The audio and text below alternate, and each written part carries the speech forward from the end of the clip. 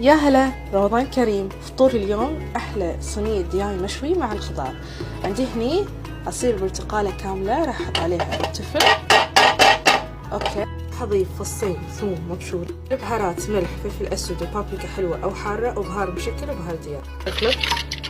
عندي كوب روب حطه كامل، راح أحطه بس نصه. طبعا لازم نخلط لهم ربع باكيت معجون، بس هالكمية ونخلط. ضفت زيت وراح أخلطهم.